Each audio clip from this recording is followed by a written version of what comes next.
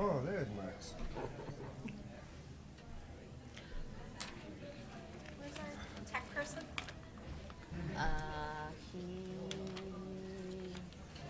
He's somewhere over there.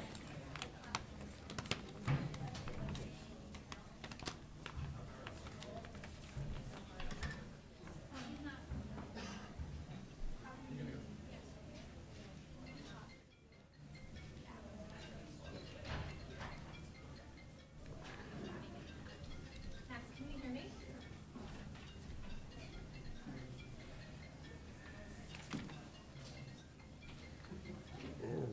Nice phone. Someone is calling someone here. Okay, I'm just trying to, you hear me, but we're trying to hear you now, so.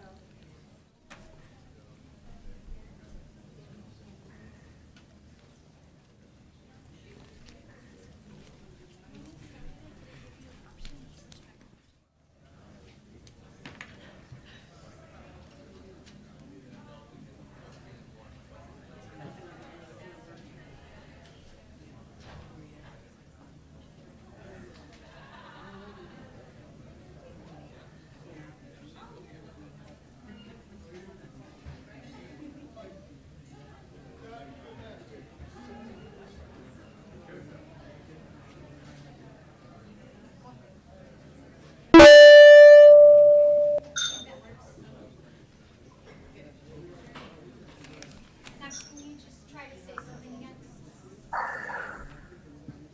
1, 2, 3, 4, 5, 6, 7, 8. Then put on Venezuela TV, and I don't know. I'm told to put it on. Okay.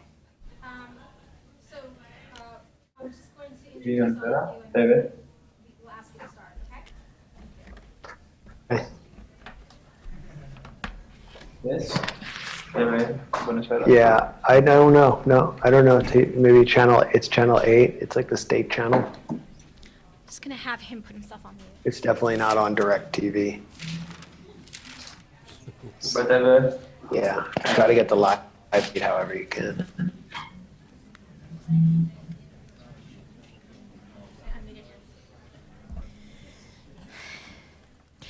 Okay, good evening, everybody, and thank you for joining us. My name is Suzanne Adely, and I'm one of the organizers of this event, and I'm going to be the facilitator this evening. I'm one of the co-chairs of the International Committee of the National Lawyers Guild, which is the main sponsor of this forum. I don't know how much folks are familiar with the National Lawyers Guild. You might sort of notice many of their legal observers in green hats that come out to your demonstrations to monitor police conduct, etc. The International Committee of the National Lawyers Guild is part of the national membership of the National Lawyers Guild, which means that we have members throughout the United States and in Puerto Rico that have made the main mission of using both organizing, activist, and legal strategies to expose all manifestations of US imperialism in different parts of the world, and to work internally and with allies, both here in the United States and with colleagues and comrades in other parts of the world, to build strategies to confront and resist US imperialism in all its forms. So beyond just military intervention, also economic, also political.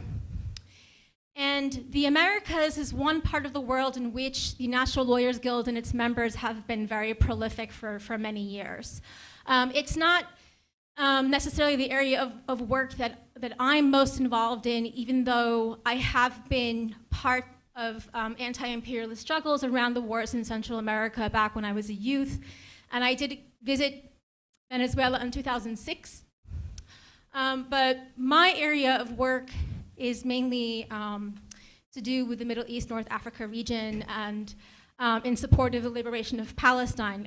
I identify as an Arab, And I'm a longtime New York City organizer who's been part of an organization called Al-Awda, the Palestine Right to Return Coalition, which grew out of working class Arab communities in New York in 2000. And I'm part also of the US Palestine Community Network. And many of the young lawyers, legal workers, and students who are part of the NLG, and particularly in the new generation, come from communities of color or communities that have experienced colonialism and oppression on different levels. And we've become very active in the Guild. And I was just telling an old friend of mine that, I have a really deep appreciation for the work that the Guild does, because, and particularly the International Committee, because when we, as lawyers, have to come together and make definitive decisions and statements around what's happening in Venezuela, around what's happening in Syria, or what's happening in Nicaragua, then those conversations and those debates expose liberalism to us in a way that they're not easily exposed in other spaces. For instance, I'm a labor organizer. And it's hard in the day-to-day work of trying to organize unions to sort of see the way that liberalism creeps into our thinking and our way of organizing and doing things. And so I really appreciate the space that the Guild gives us. And one of the reasons why we wanted to have this forum is because many of us work in many different spaces of social justice where there's a deep gap, where there's such a lack of acknowledgement of US empire, and there's such a lack of motivation to really try to build a nuanced understanding of what's happening around the globe in terms of US empire. I mean, we have been fighting US empire our entire lives, and we still sort of come back very often to the same point. And so, what we want to continue these conversations together and to think about, well, what is it that we need to do? What does resistance to empire really look like? And what is it that we need to do, not just as a legal community, but as labor and as communities of color? What do we need to do, first of all, to take back the anti-imperialist movement, and particularly from liberal-minded anti-war coalitions who, for instance, for years refused to ever acknowledge Palestine, in their work, which should have been, a red flag, I think, for anybody who's sort of part of those movements. And the last things I want to say before introducing the panelists is that, I think 1 year after Trump was elected, there was a gathering of organizations, including the Guild and organizations like Cooperation Jackson and Bannan USA and Arab Resource and Organizing Center and International Jewish Anti-Zionist Network, and many groups that came together at the Highlander Center to sort of think about these questions. And we didn't really come up with a lot of answers, but we did know that whatever anti-imperialist movement we could rebuild must center resistance to white supremacy, resistance to capitalism, resistance to fascism, resistance to Zionism, and uplift our communities, including uplifting indigenous sovereignty.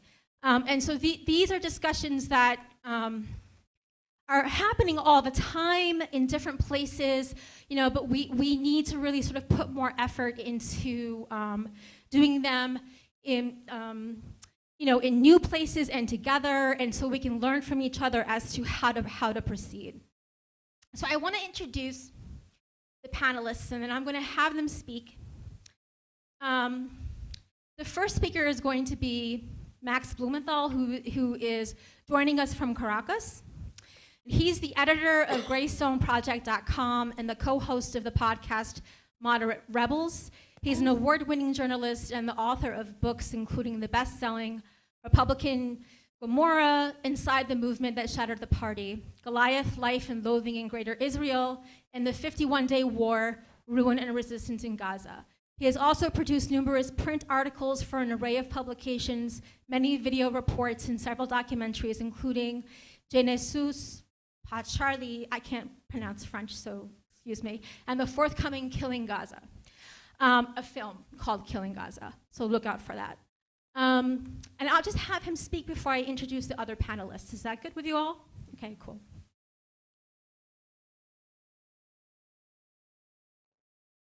Can you hear me? Good, good. Thanks for that intro and just a little clarification. My film with Dan Cohen, Killing Gaza, which is 3 years in the making and is about the siege on Gaza. You can watch it at killinggaza.com. You can rent it for probably less than you could buy a half-cap double frap macchiato latte red eye with a splash of chai. So check it out. I am here in Caracas with my colleagues, my fellow moderate rebels, and we're here to break the media blockade on what's happening. And you know, what we're seeing here is definitely an economic crisis and a political crisis. There's no denying that. But what we're also seeing is very different from the reality that's been presented to you in Western corporate media.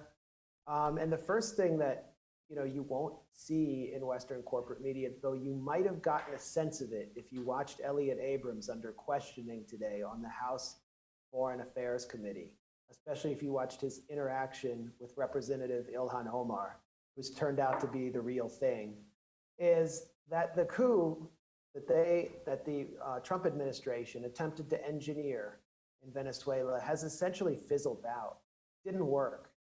It didn't work, number one, because it's unpopular. And it's unpopular because the legacy of Chavismo is very strong. And people remember what it was like before Chavismo, and they're willing to fight to prevent that era of neoliberalism from dawning on them again. There are so many people in Venezuela who were excluded from society before 1998. And the people that we meet in the streets who are the diehard Chavistas are older because they remember that period. Another reason it failed is because the military, for some reason, I don't know, the Trump administration and Marco Rubio thought the military was going to flip. The military was going to turn. And the military is not going to switch sides to this unknown yuppie Juan Guaido. So that is a failure. The police are not going to flip. And yesterday, we went to a really big opposition rally. There were a lot of people there. And the first thing you notice after going to pro-government events is the class divide and the racial divide. It could not be clearer. I mean, they say society here is politically polarized. It's racially polarized, and it's polarized along class lines. The demonstration was held in a very affluent area outside in Caracas called Chacao. It is an opposition stronghold, and you get there and you see people are lighter skinned. Many of the women have dyed their hair blonde. They're wearing brand name clothes. I'm with my people here, mi gente. They think I'm one of them. And when I tell them I'm from the US and I'm from US media, they treat me with special privilege. And they were calling for, to put it crudely, calling for US imperialism. The stage at the event had two giant banners on each side that read, Ayuda Humanitaria, humanitarian aid. And what they're calling for is USAID, which is an arm of the State Department that has funded the Venezuelan opposition to the tune of tens of millions of dollars and funded regime change from Syria to Libya to Nicaragua to Cuba. They want them to ram through this aid convoy across the Colombian border and basically violate Venezuela's sovereignty and create a pretext for possibly a wider invasion or escalation. And every speaker on stage was calling humanitarian aid. People in the crowd were holding handmade signs that said, "We want the aid, USAID." So basically they're saying the US is our savior. We can't come into power unless Trump installs our person into power. And the culmination of the rally, of course, was the speech by Juan Guaido, someone whose entire career has been funded and supported by US soft power organizations. And Guaido gets up there and he's the most underwhelming speaker I have ever seen. I mean, he spoke barely above a whisper. There were very few applause lines. He was previously unknown before Trump appointed him president on January 22nd. And a lot of the crowd, and there's no question that these people love Guaido, a lot of the crowd early because they were so bored by him. So they don't, I mean, and it's easy to like have all the charisma of a filing cabinet if all you have to do is get to be president is to have Donald Trump appoint you and Wikipedia recognize you. So that's he's actually overexposed now too. He's starting to get into critical engagements with the media. Things are not going well for the opposition. Talking to a lot of people on the government side yesterday, they were worried that this was going to be a turning point, that the opposition was going to attempt something crazy, a game changer, that there were also going to be riots after the rally, that the US was going to send the aid through and there might be some kind of skirmish with the Venezuelan military, which could lead to a pretext for invasion. None of that happened. And today, Elliott Abrams said, you know, we're going to see what happens.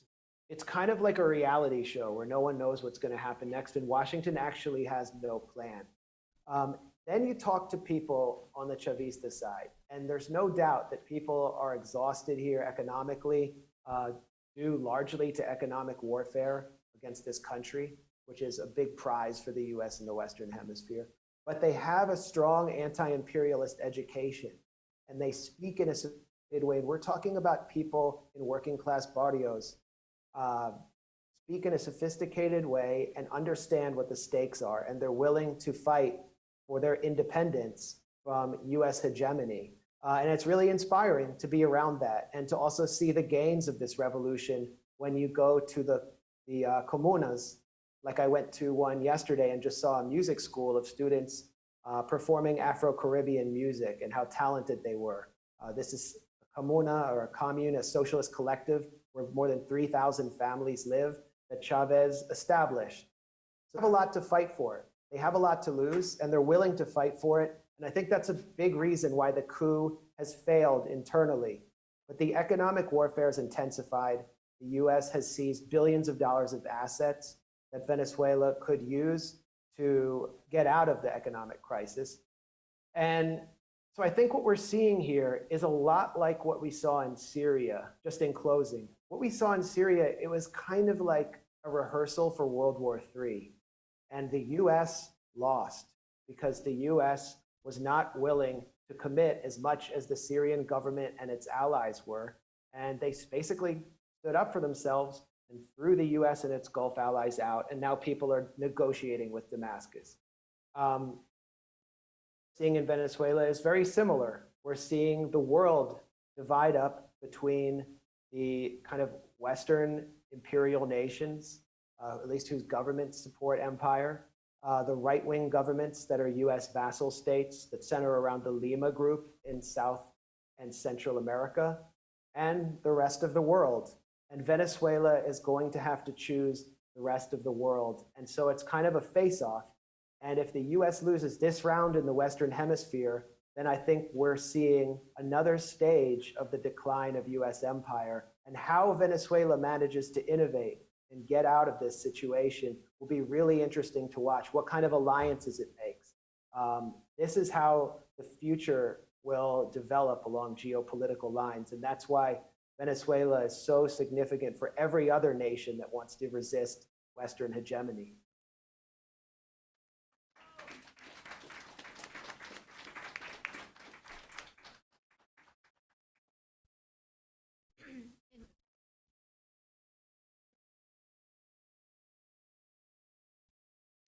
Max, can you stay on Thank you. to hear the other panelists, or would you rather take some questions? I have to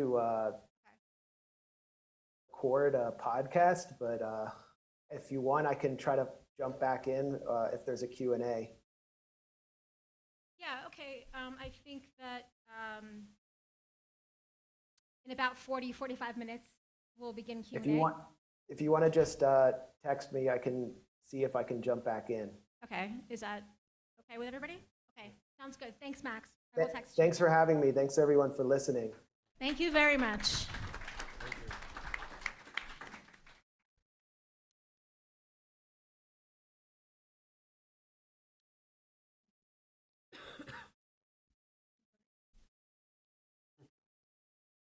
Okay, so our next presenter is Father Luis Barrios, PhD, He is a professor of psychology, criminal justice, Latin America, and Latino studies at John Jay College of Criminal Justice, part of the City University of New York.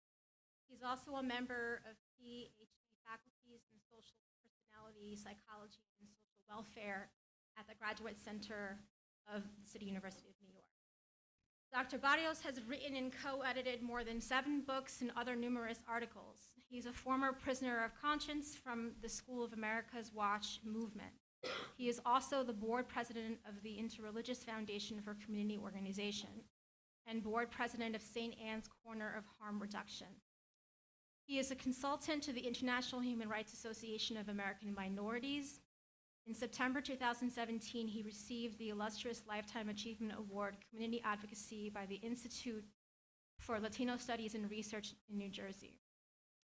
At the present moment, he is also the priest in charge of Holy Rood Church, Iglesia Santa Cruz in the Washington Heights community in their Upper West Side of Manhattan. Father Barrios is a community organizer, an activist, priest, and faculty person who is in his sociotheology believes that there is a heaven, and no one is going there without passing through earth. For this reason, in his organizing and activism, he states that we are here not for what we can get in this world. We are here in order to use our radical responsibility and compassion to create a better place, a new world order. Thank you. Welcome.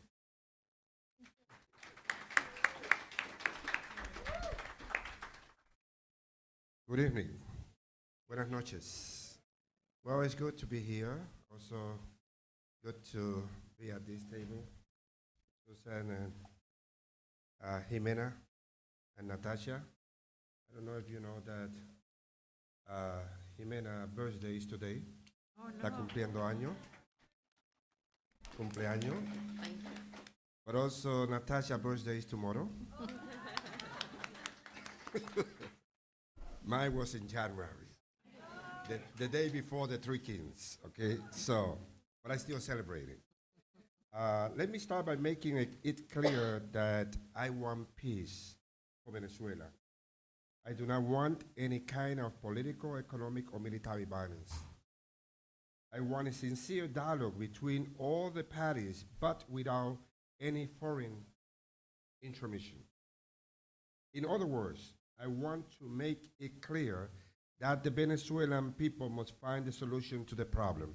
It's not the U.S., it's the Venezuelan people. I completely reject the lines of the United States government that their concern is based on human rights, democracy, and national security. They always come up with these three legs as an excuse to do all the atrocities that they've been doing all over the place. Here, the only motivation is imperialism and colonialism that can produce a regime change inside Venezuela. I also very strongly reject the so-called humanitarian crisis along with the so-called calling the President Maduro a legitimate president. These are two things that the media constantly is using. I recognize that there is political and economic crisis in Venezuela. Different sources can explain this reality, but there is no humanitarian crisis the way the U.S. is trying to present in all these yellow media that is all over the places here, and it gets worse when you turn on into Spanish-speaking TV, radios, and newspaper, that all of them are controlled by the Cuban mafia and the Mexican mafia here in the U.S. They're all playing the same game. Human rights or democracy are not the issue here. Despite the fake U.S. government claim, it's clear that after Hugo Chavez was elected president of Venezuela by an overwhelming majority in 1998, and at that moment that he refused to take orders from Washington, he became a fast target of U.S. aggression. This has been the pattern. Saddam Hussein was a freedom fighter until he turned around against the U.S. Then he became a terrorist. Osama bin Laden was a freedom fighter until he turned against. Manuel Noriega was a freedom fighter until he went against and not taking orders anymore. And those who never went into playing the game from the beginning, once they say no, like Hugo Chavez and President Maduro, they are in trouble with this government. So, a U.S. supported coup etat briefly overthrew Chavez in 2002. But it was like, I like to put it in theological language, it was like the resurrection of Jesus. They killed Jesus Friday. They got rid of Chavez Friday. But Jesus came back on Sunday. Chavez came back on Sunday. They can't understand until this day, because it was the first time we did a military coup, and how the hell this man came back. Because you never underestimate people's capacity to fight back. That has always been the serious mistake that this government is putting there. The creation of our opposition. I understand that there are people against the Venezuelan government. This is a democracy. So, okay, and I'm a strong believer that we need to guarantee the rights of those who are in opposition. But let me be clear. The real opposition of the Venezuelan revolution is the USA foreign policy. Everybody else is a secondary player in all this. Can be Leopoldo, can be Juan Guaido, or any other that they can create. They are just secondary players. It's the USA government who need to get the regime change there in Venezuela. The creation of a humanitarian crisis, when you turn on the radio and you see all these people looking for food in the garbage and all these pharmacies without medication. Well, without ignoring the complex socioeconomic situation that Venezuelans are experiencing, they're facing a blockade by the most powerful country. So we ask the international community, which country with 30 million people living in humanitarian crisis build 2.5 million homes in 6 years, receive 10.5 million children daily in schools, applies 9 million doses of vaccine with coverage of 84%, make a distribution every month of food for 6 million houses, and continue to lead, according to the community of Latin American Caribbean states, select the least unequal countries in the region. So where is the humanitarian crisis? So this is part of what the think tank is been doing. They produce images, they create a consensus, they manipulate the information just to produce social policy and make people miserable inside Venezuela. The whole purpose of a blockade, and we have enough experience with the Cuban Revolution, who has been there for more than 55 years supporting the blockade. Doesn't matter that the United Nations has been saying that it's illegal, it's immoral, and now the blockade against Venezuela. Blockade is one of the most powerful strategies used by the empire. When there is not enough support from the inside, you need to do something from the outside to make those inside feel miserable so they can produce some kind of reaction against the government. Hello? It's not working. It's not working. It's not working. It's not working, okay? The word that answered is my question. Why they kept silent in the 80s and the 90s with all the socio-economic disaster that was happening in Venezuela? It was not until Hugo Chavez came to power that then people started looking, where the hell is Venezuela? Now we heard about a country by the name of Venezuela. Now we need to know where that country is located. Before that, people had no idea. Now they need to know because we're doing something against that. Colombia is screaming all over the places. All these Venezuelan people coming into Colombia. I think it's about 400,000. Well, the Venezuelan government gave us a report, 6 million Colombians live in Venezuela. So they want them back? No, so shut up, okay? There is no crisis here. How many Puerto Ricans came out after Maria? Nobody care about this issue. It's invisible in the media.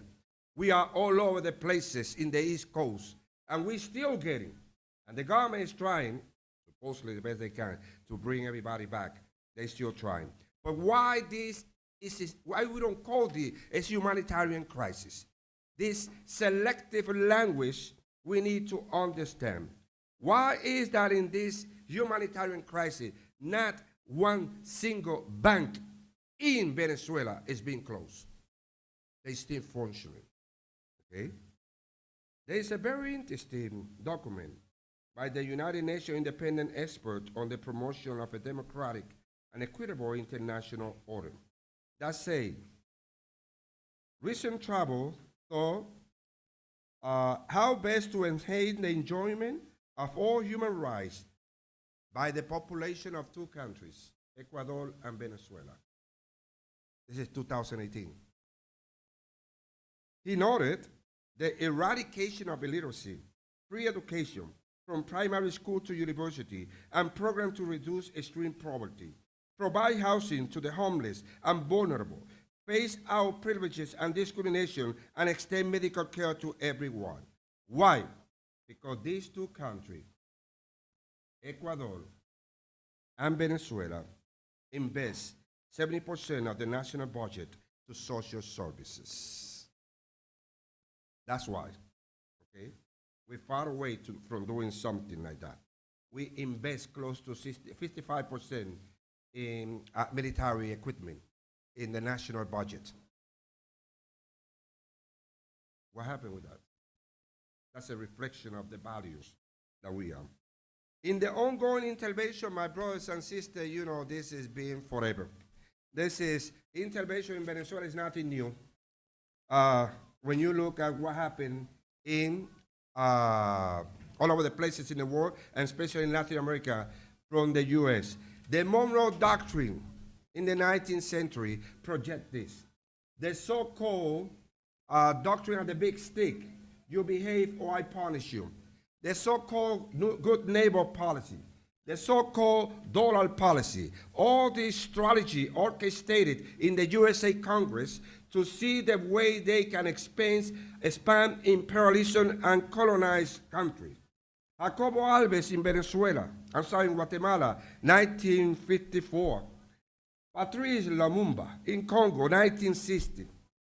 Goulart in Brazil, 1964. Juan Bosch, 1963 in the Dominican Republic. Salvador Allende in Chile, 1973. More recently, in the 21st century, the USA government openly supported the coup against President Chavez in 2002, Jean Bertrand Aristide, 2004, José Manuel Zelaya in Honduras, 2009. And of course, the exceptional cases, in my opinion, Cuba being blockaded for more than 55 years, and my country, Puerto Rico, that after 1898, a military invasion, they still colonizing us in that reality against the international opinion. Well, I hope that you understand that this is a little bigger than just U.S. imperialism. The strategy of global corporate imperialism and capitalism is implemented all over the places. I don't want to close without building some strategy, because I would like to get out of here with some idea what the hell we're going to do. But we're just not going to sit down here just listening. We, in my understanding, we need to find ways to connect with others. This is a very nice space that brings us together with different agenda, okay? But all these agendas are connected. Just because Palestine is there far away is not dissociated from Puerto Rico. The same reality, the same empires. So where is that connection? Second, what about if we put our opinions out there? Break silent. Break silent. When we were in the campaign to get the USA Navy out of Vieques, Puerto Rico, this was part of the campaign. If I'm talking to you more than 3 minutes, believe me, it's time to talk about Vieques. So if I'm talking to you, I don't give a shit if it's in the bank line, and we having a conversation for more than 3 minutes, I'm going to talk to you about Venezuela. What is going on in Venezuela? I need to break the silence. Engage at the level that you can. From a prophetic ministry, which is what I practice, some people are very good identifying problems. That's what you know how to do? So then do that. Some people are good moving beyond that. They identify, but they break the silence. They start denouncing. So then do that. I don't care, can be singing, can be graffiti, can be writing. Do something. If you believe that standing outside there naked is going to move the agenda, so then do it. And don't stop thinking what the hell someone's going to say. Use your creativity.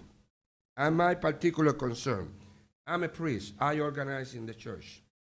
I believe that organizing people's spirituality is very important. There is church and there is church. There is religion and there is religion. Yes, I recognize that religion can be an opium, but religion can be also a liberation experience. And I come from that particular experience. Behind all this imperialism is always the church blessing and domesticating people, telling them this is how God wants things to happen. My responsibility is to deconstruct that bullshit theology with all my effort. I'm going to pray, but God is not going to bring solution. I'm going to do it. Thank you.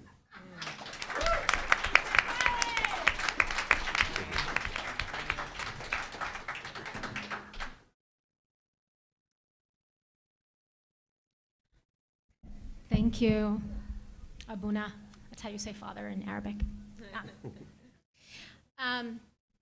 He was actually just reminding me when he was talking about, recalling on 3 different occasions when me and my comrades and allies marched in the Puerto Rican Day Parade in New York with banners that said, U.S. bombs tested in Vieques dropped on Palestine.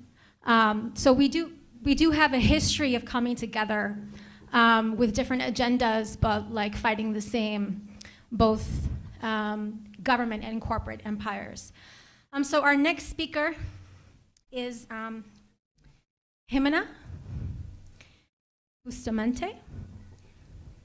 She's a Latin American feminist organizer and political theorist, and a member of the Democratic Socialists of America, and has been active in the International Women's Strike New York City since its beginnings in 2017. She's also part of the steering committee of Fearless Cities North America, which is an internationalist, municipalist, a summit of international municipalities who come together to think about these very same questions in cities around the world. So thank you for joining us. Thank you. Well, I'm sorry that I'm not going to be as funny and entertaining as Padre Barrios, but I will, try. What I want to do today is to focus a little bit in some of the organizing work that I have been involved with recently. As Suzanne was saying, I am a member of the Democratic Socialists of America, the DSA, and other groups such as the Women's Labor Network. And these 2 groups, together with several other socialist organizations and immigrant rights organizations, have been mobilizing around the caravan, right? We have been doing a lot of caravan support work, specifically sending volunteers to Tijuana, and also just mobilizing in the city to call attention to what is happening over there. I should say that I am not an expert in Honduras politics, right? And when I speak about the caravan, necessarily I will have to refer to what is happening in Honduras, what is happening in Central America more broadly. And although I am not an expert in that region's politics, I am certainly, that has been part of my history. And what I want to argue today is that we are seeing a renewed impetus, like imperialist impetus, falling upon Latin America. Certainly, as the previous speakers have pointed out, imperialist politics have never ended towards Latin America. However, I believe that there have been moments in which they have been heightened, and certainly the 1980s and the state terror that the US sponsored together with local elites in Central America was one of those big moments. I believe that we cannot understand the crisis today in Honduras, in Guatemala, in Nicaragua, and El Salvador without going back to that previous imperialist onslaught. And I believe that now we are seeing a new moment of sort of like imperialist force. And Max was saying that like U.S. empire is declining, and probably that's right. But I guess that the question that I want to pose to the public today is, what happens when the empire is declining, right? Like it becomes like really virulent. And I believe that that's part of what we are seeing today. So yeah, basically, like me and my family, we are from Guatemala, and we are basically survivors of the counterinsurgent politics that were deployed throughout the region. And serendipitously, I ended up here. And it seems to me that for all of us that kind of like survived that previous kind of like imperialist wave, there's a responsibility on our side, and especially for those of us that are here in the middle of the empire, to really discuss how can we fight imperialism? Like how does it look like? Because it seems that even though the two major manifestations, economic and governance, are still there, the form of these two have switched, like from the 80s until today. So one question for me is, how does like imperialism is looking like today? And the second is, how is it that we are going to confront it? And for me, that's not a question that pertains to experts, right? That's a question that pertains to everyone and to people that are organizing, and that can only be solved through organizing practice. So that's why today I want to just like share with you a few anecdotes of what has been happening concerning the work around the caravan, just to highlight how is it that we can understand the battle around immigration as, first of all, a working class struggle, and also as a struggle around the geography of global capitalism, right? As I was saying, I believe that there is that the crisis of accumulation that the U.S. has been like experiencing, and that had its like clear, like I guess, manifestation in the crisis of 2008, has led the U.S. to take a series of measures to secure oil and gas resources, right? And that what we are seeing in Latin America, what I'm characterizing as a renewed imperialist impetus, have to do with the need to secure those kind of resources, and also with the need to compete with China and to secure places where labor is really cheap, and to build these maquila cities. And I believe that Honduras is an example of that too. It seems that because of geopolitical reasons, it's especially important for the U.S. to make sure, particularly at this moment, that its political and economic interests in the continent are secured.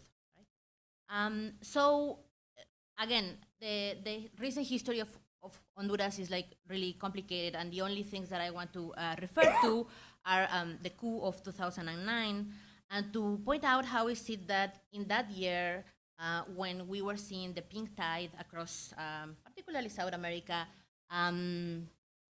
this government that was not a radical government, not a left government, got to power in Honduras, and Manuel Zelaya, who, I mean, like people here in the public that are from Honduras can sort of like speak to that, was really a man of the elite, right? Like, and he was part of the two conservative parties that have ruled Honduras for decades. However, I guess that under this regional influence, he began, moving slightly to the left. He took some progressive positions. He made Honduras join Petrocaribe and ALBA, and that was seen by local elites as a threat, right? Like, and a coup was staged against him. Again, I cannot go into the details of the coup, but what we can see is what happened after the coup and what happened with Honduras. There are like many books that can explain this in detail. The Lone Honduran Night of Dana Frank, I believe that does a very good work explaining what happened. But the way in which she characterizes what happened after the coup is basically that Honduras, all rule of law was lost. Basically, gangs and let's say paramilitary forces sort of like were suddenly in control of the streets of Honduras. The murder rate in Honduras became the first one in the world. There was this wave of unemployment. So all these conditions and really created the source of why thousands of people have been fleeing Honduras, right? And such as those of us that came from Guatemala and El Salvador fled in the 80s. Honduras, people from Honduras began fleeing massively in these last 10 years. So regarding the caravans and the particular form of organizing the fleeing that the caravans entailed,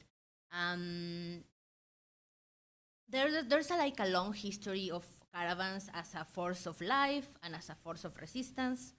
I just want to make reference to a couple of recent sort of like manifestations of the caravan as a political force.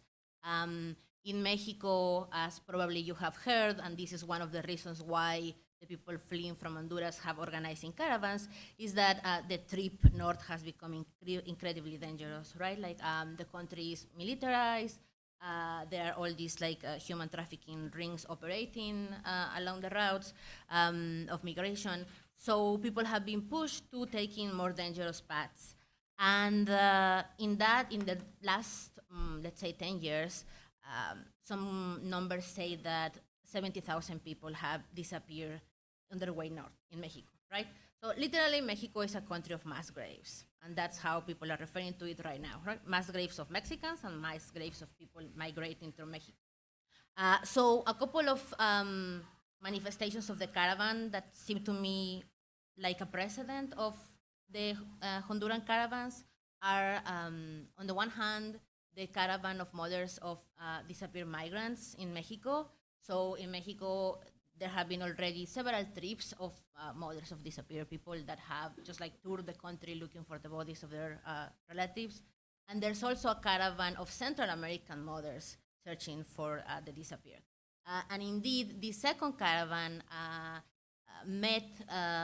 took part in a summit, and the first international summit of mothers of disappeared people around the world that met in Mexico City in October. So when this caravan, like the caravan of the mothers of Central American disappeared migrants, got to Mexico City for the international summit, the caravan from Honduras, the migrant caravan or refugee caravan, was getting to Mexico City too.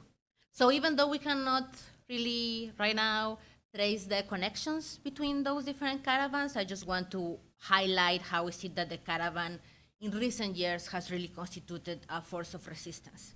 So just focusing on the caravans coming from Honduras that have been called refugee caravans or Central American Exodus. The one that we saw on 2018, around October, is not the first one, as probably you know. In 2017, there were two smaller ones, a few hundreds of people.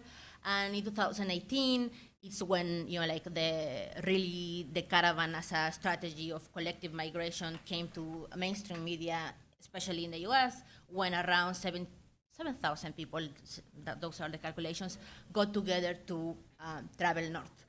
And right now, there's another caravan making its way north from Honduras, El Salvador, and Guatemala. So Um, I believe that a very important thing regarding the caravans is how we see that they are a sort of like a strategy of self-organizing, right? One thing that media has been saying around the caravans is trying to find like a mastermind behind them, right? Like not really highlighting what are the consequences, like the geopolitical history that created these caravans and that has made push people out and has pushed people to create these mechanisms to keep themselves safe while traveling north. So some people were saying it's Trump that really orchestrated the caravans to sort of like influence the midterms. Others said it's Soros. I don't know, all kind of like these paranoias, right? And what seems to me the crucial thing here is that it's none of those, right? Like it's actually the people that are like confronting these conditions, self-organizing, tapping into each other's networks, and just like deciding to work together. And certainly there have been like many organizations working with them north, right? And those organizations, like for example, Pueblos Sin Fronteras, have been incredibly criminalized. So just a week ago, for example, one of the organizers of Pueblos Sin Fronteras was disappeared in the south of Mexico. Until today, there are no news of him. And this kind of sort of like news don't really sort of like circulate, right? Like, regarding some of the characteristics of the caravans, people have been speaking a lot about the decision-making processes, right? Which I believe that are fundamental. Not only how people came together, but also how people kept themselves alive and together throughout the country. Because the Mexican government deployed all kind of like counterinsurgency tactics against the caravan. And like it was like following the caravan, trying to break it apart, to break it in smaller groups, picking up people that lagged behind, since they could not like directly just crack down on it. So a lot of like the force of the caravan has been its own internal processes of organizing and of trying to keep like different interests and infiltrators at bay by creating assemblies. So what has happened, let's say, on this side, right, like of the equation? Many of us, like in different organizations, have been trying to mobilize to support the caravan. As I said, like sending volunteers and also mobilizing here in New York. And we have faced like a series of challenges. And I want to just tell you briefly what are some of the questions that we have been dealing with, because for me, those are the ones that we have to address to figure out how to actually understand immigrant justice as a fight against imperialism. So for instance, many of the groups that have been mobilizing here are socialist groups, and there are like some immigrant-based organizations, not that many.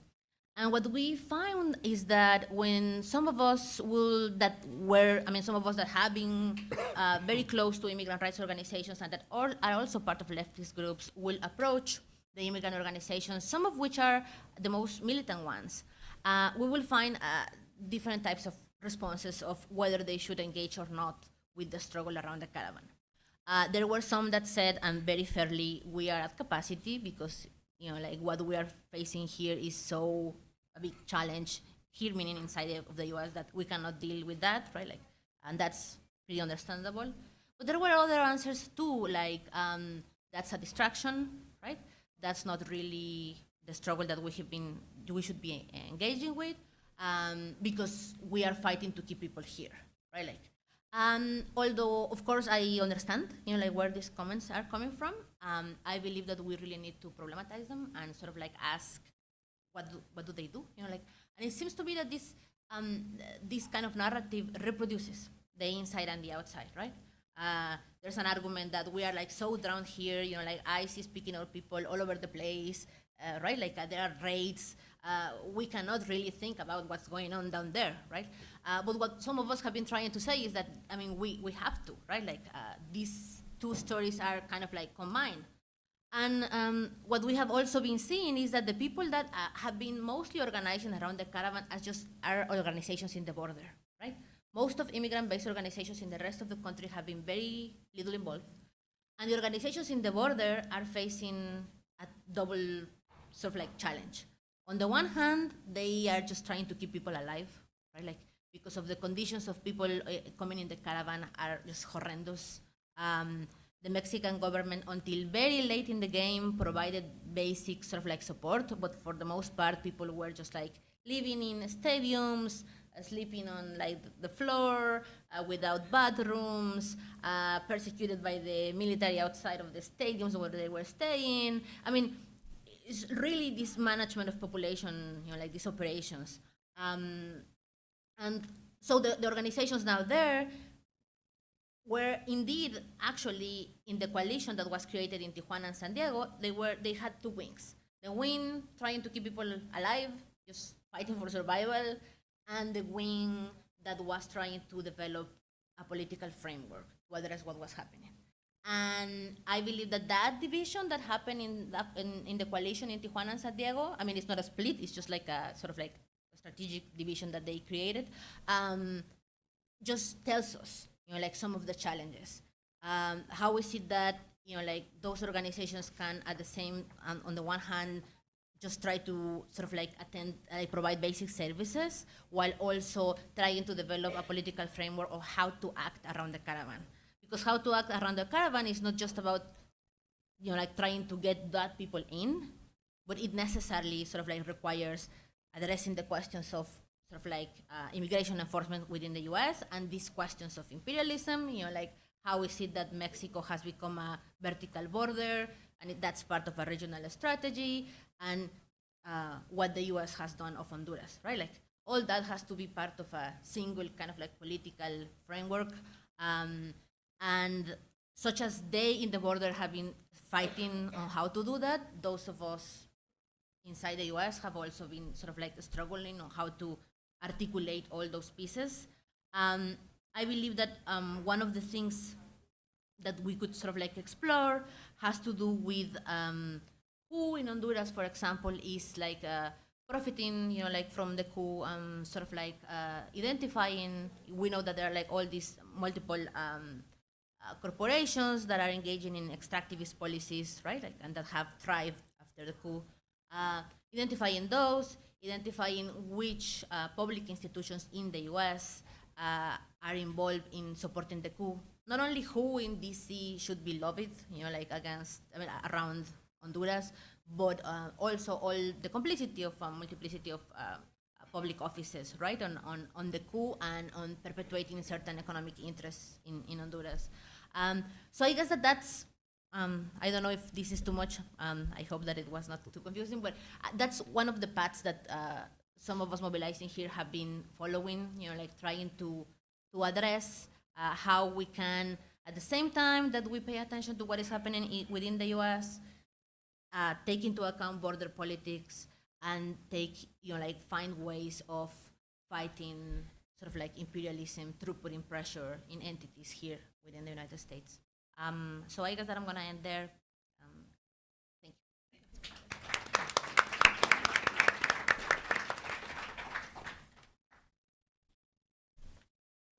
Thank you, Ximena, that was great. Our next speaker is Natasha Bannan. She's a former president and first Latina president of the National Lawyers Guild. Natasha's work focuses on the economic exploitation and discrimination against low-wage Latina and Latino immigrant workers, as well as legal support in the face of the economic and humanitarian crisis in Puerto Rico. She works on both domestic litigation and international advocacy before human rights mechanisms concerning issues including state-sanctioned violence and failure to protect self-determination and decolonization processes, gender justice, and immigrant rights. Natasha.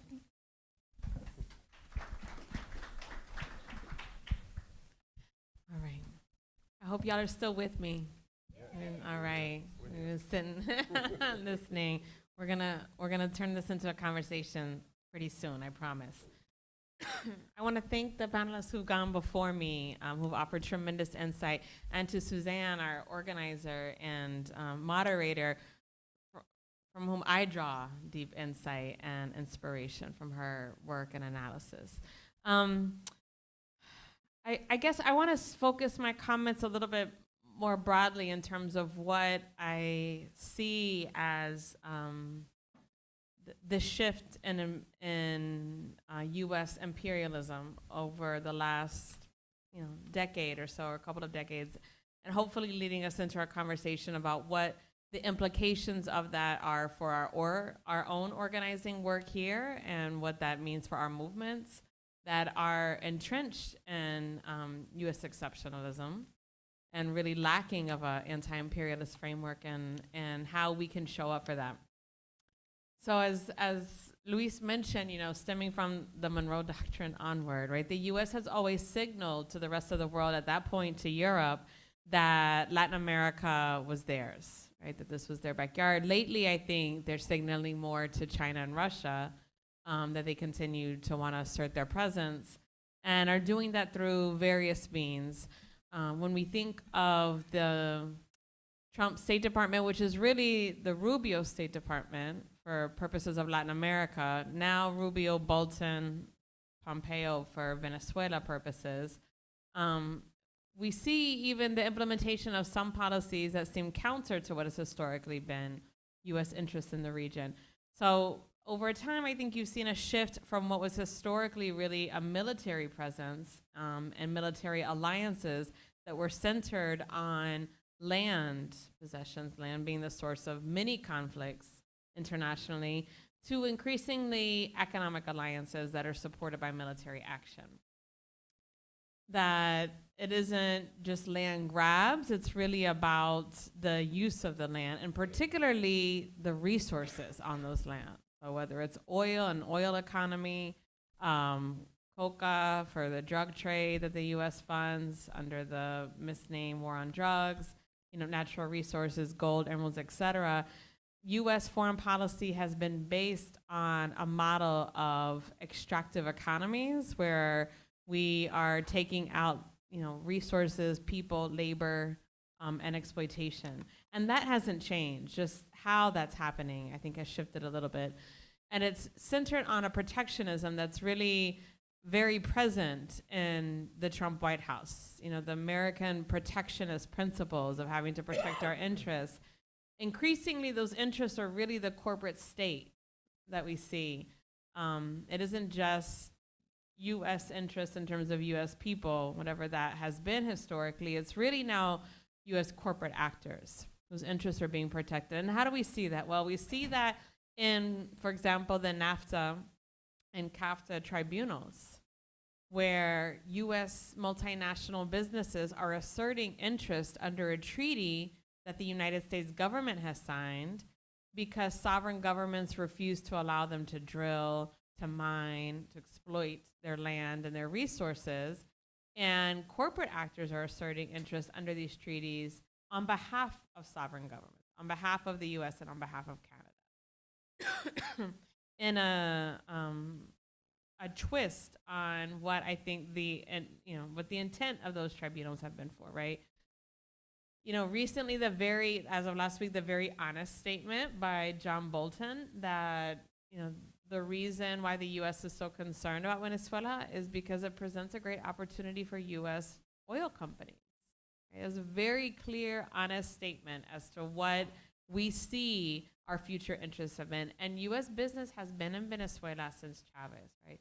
They decided we're going to stick this out because there will be regime change eventually. And when there is, we will be the first ones to be able to be in here to tap into the oil economy. We see the corporate actor being the priority of U.S. intervention in Puerto Rico, where we have the imposition of a junta, a federal fiscal control board, composed of 7 financial executives that have been given the authority, the power to veto a democratically elected government, and who have explicitly said that they are prioritizing payment to creditors, hedge funds, and investors, making sure Puerto Rico has supposed access to the markets, and that their vision is to turn Puerto Rico into a Singapore or Hong Kong of the Caribbean, which we know is essentially an elite playground for the ultra-wealthy. the reestablishment or establishment of diplomatic relations with Cuba, the U.S. has been very clear that it's about promoting capitalism and U.S. business interests and policies and opening up the market to U.S. business. And of course, the coup in Honduras was really always about kind of supporting the oligarchy and the wealthy elite there, right? So I think it's important to, when we're thinking about, well, what is U.S. intervention and imperialism looks like now, that it's really centered around the corporate state, which increasingly there's no distinction between the state and the corporate sector anymore through deregulation, through a number of things. In order to maintain then the U.S. presence and a reliance in the region on the U.S., there's had to be intentional efforts to disrupt regional solidarity and projects that integrate regional identity and that shifts the focus away from the U.S. as being the sole kind of economic engine, which is precisely why Venezuela has been a target in addition to its oil-rich economy, but because it's been the center of projects like ALBA, UNASUR, CELAC, Mercador, that have promoted regional integrity and identity and dependence and interdependence in a way that removes the U.S. as playing a primary role in there. The U.S. has promised kind of military might for obedience. However, that's not really needed, particularly given that there are other global actors on the stage.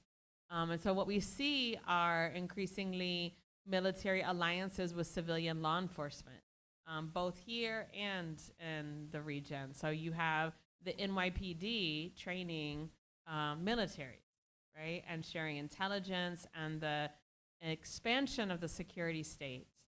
We see spying, we see drones, we see shared intelligence, we see TSA, US TSA officials in the airport of Mexico City sharing databases. You know, we see not only military alliances, but civilian law enforcement alliances with military actors, which is troubling. And so along kind of the different ways that intervention looks, military and kind of the security state, which is becoming an all-expansive security state, is that the U.S. uses national security to justify policies of intervention, but also anti-immigrant policies to keep people away from our border, but to keep them within their own borders only, and to discourage immigration. We see that, for example, with Plan Frontera Sur, where the U.S. has exported our immigration policy to Mexico and has moved our southern border to Mexico's southern border. And so we finance the Mexican military and immigration officials to enforce U.S. immigration policy so that they don't even make it to the U.S. border, right? And we do that by training them, right? The increase in military bases all throughout Latin America, obviously the 7 that exist in Colombia continue to exist, but there's been an expansion, Honduras, Puerto Rico, Cuba, etc. The shared intelligence, increasingly with fascist allies and alt-right governments, when we think about Brazil and Argentina and Colombia, and the rise of their versions of fascist governments or nationalistic governments, and the framing, the false concern of human rights, democracy, rule of law, due process, to intervene, but we never see kind of focus on strengthening like judicial processes or investigations or prosecutions. It's always around the military. The economic intervention that we see in Venezuela is part of the Kissinger playbook, make the economy scream. That's unilateral sanctions, which have under international law been declared to be illegal, are rejected by the majority of countries in the world. Unilateral sanctions, withholding of goods in order to create tremendous demand that can then be put on the local governments as being incapable, inept, having no political will to be able to meet the needs of the people, when really, in fact, it's the U.S. trying to control the markets and withhold critical supplies, with drawing trade, cutting off credits, closing banks, et cetera, that it's all intended to create an economic structure that has the appearance of being a failed government or a failed economic model, an economic model that's traditionally been based on either progressive economic policies or socialism, right, or redistribution of wealth, to show that that economic model is not sustainable, and to promote internal rebellion against the government, when in fact it's by design to economically, instead of directly intervening economically, to create the conditions where you have kind of a failed economy. I want to, maybe that'll be more in the Q&A. I want to talk about kind of how this affects our work here and what does it mean for our work here, but maybe we can do that in a discussion amongst the panelists. All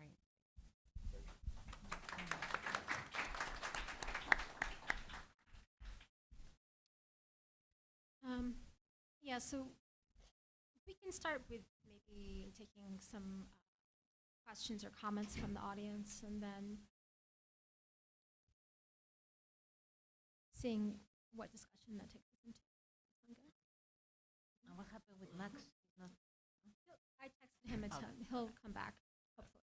Mhm. Okay.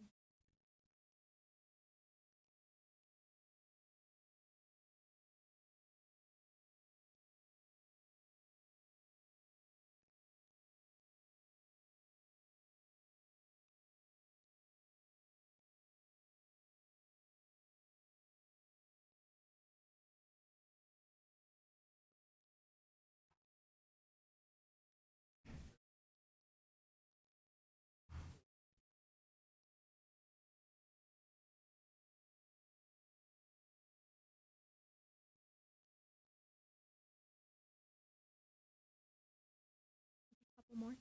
Yeah.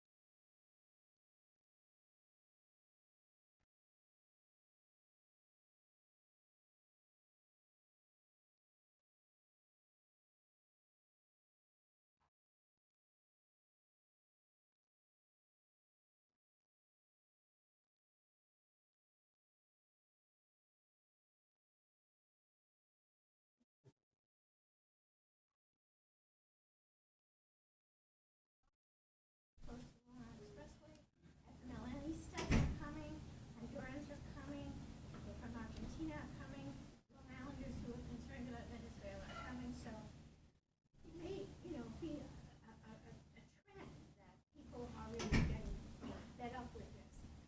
I know this is probably wrong, but I want to say something about. Can't hear you. Oh, I'm sorry. Okay, so I'm just saying that on Long Island we're going to have a hands-off Venezuela meeting. That happily on Long Island there's a group of young people, young, but they're from the Answer Coalition, which I used to work with, and here I am working again because they're helping put things together to print things. We don't have to pay printing, and it's something that I think is necessary that people do this in their libraries and their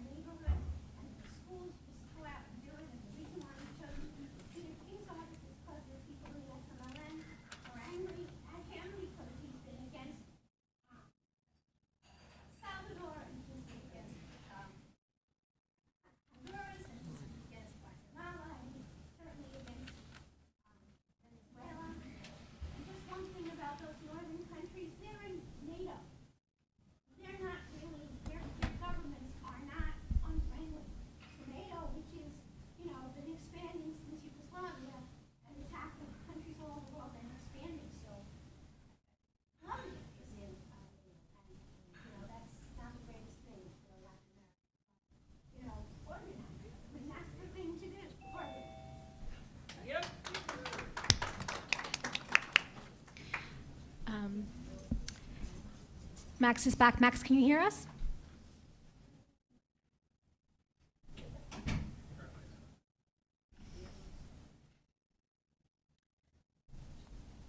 One second.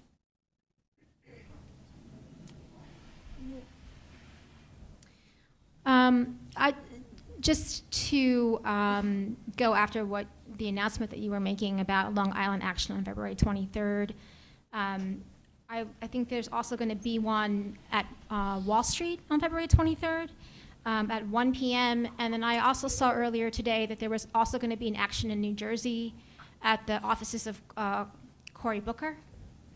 I believe it's also the same day. You can look for it on Facebook. So it looks like that's kind of shaping to be a day in which different communities are going to express their opposition to this current foreign policy agenda. I'm just going to, I wonder if you want to just kind of start with a couple of these questions about the economics while I get Max back on, and then we can take some more questions.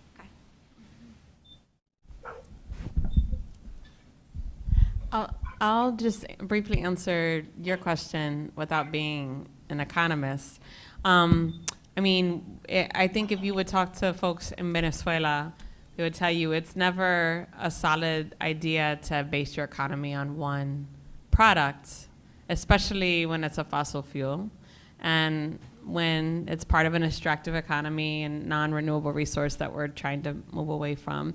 And that the result of that has actually been that Venezuela doesn't produce much, right?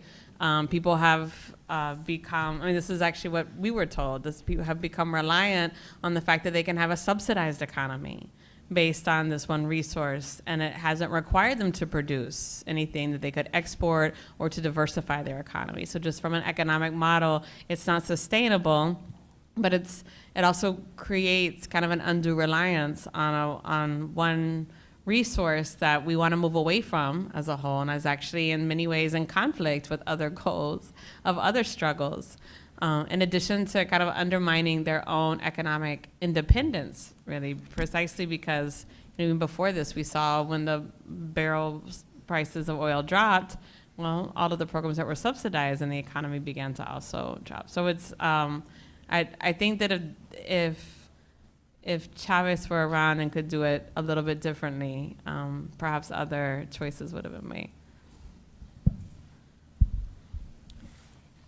Anybody else? Let me say something about, because it's a little complicated, because having a country with one particular product, I don't see any problem with that if we had this humanitarian relationship between countries. Eugenio María de Hostos saw this in the 19th century, and Ramón Emeterio Betance through the Federación Antillana to find a solution to these islands. So one island can produce something, and we can go into exchange. So I think the big problem here is, like for example, in the case of Venezuela, so you had the USA international foreign policy that calls Saudi Arabia and the whole control of the OPEC, and they say we're going to sabotage the Venezuelan oil and petroleum. That is a big issue, okay? So yes, so that's why I'm saying it's a little more complicated, because it's not just about producing one product. Yes, it's good if they can produce something else. I see also how the U.S. is been trying, like for example, you remember when in the 1990s it was clear the Cuban Revolution, this so-called dependency on the Soviet Union, it was around 94%. So they collapse, Cuba is going to collapse. So they came back. That's why every single expert in the U.S. gave the Cuban Revolution 6 months.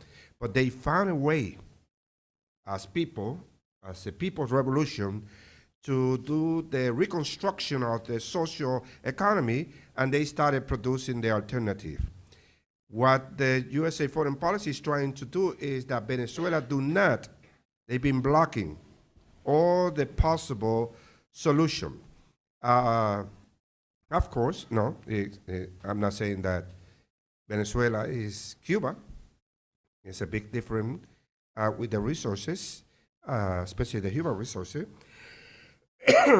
to fight back. But they get in there. But again, putting everything in the basket, that is because 94% is in oil and petroleum revenue. That is why the crisis, no, it's more complicated. Is that? Yes, but it's also the blockade. It's also this sabotage coming from all over the places. And going into this so-called the Dutch whatever, I go back to the issue of when we were talking about Jacobo Arbenz in 1954. Okay, so there's a formula that when I'm teaching Latin American studies, I like to follow. There's no way you're going to establish a progressive government in Latin America without going against USA foreign policy. Doesn't matter, you can be right-wing. That's why some people say, well, Zelaya was not a socialist. Zelaya was, well, okay, that's not the point. Is that you started hanging around with the wrong people, and you piss up some people here in Washington, and now they're going to go against you. So that's part of that also reality. So then those people in the fruit company call his brother, who was the CIA director, and say, I have problems here in Guatemala with this guy, and they overthrow the government. And it's always been like that, okay? You try to produce some kind of progressive. Look at Juan Bosch in the Dominican Republic. He went against the oligarchy. He went against the Roman Catholic Church. He went against the U.S. foreign policy. 7 months in power, and they overthrow him. Okay, 7 mesino.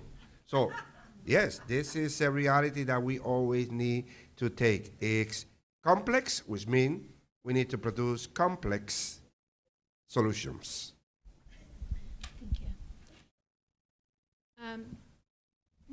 Yeah, I just want to say something. I don't know if I got your question about like labor, but I just want to touch upon that. I guess that as I was trying to argue, I believe that we should.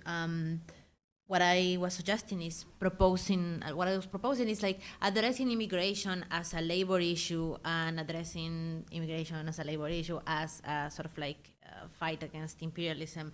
And to do that, on the one hand, we have to take to pay attention to what Natasha was saying, how the economic manifestations of imperialism have to do certainly with uneven trade agreements, with the structural adjustments and dependency of the perpetuation of dependency via debt, but also with extractive industries and with certain particular regimes of labor, right, that are being sort of like imposed over Latin America.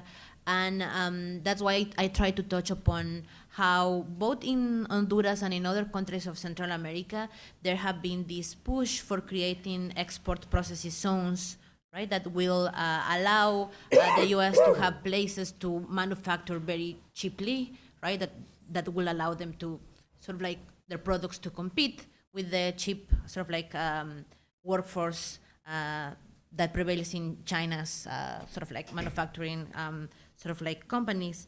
And also regarding labor, I believe that we should keep in mind that the battle around immigration is a battle to govern labor, right? Like, and not to impede immigrant labor to come in, because, you know, like this country needs immigrant labor to operate, but to regulate who comes in, when, and how, right? Like, and to keep that labor under control.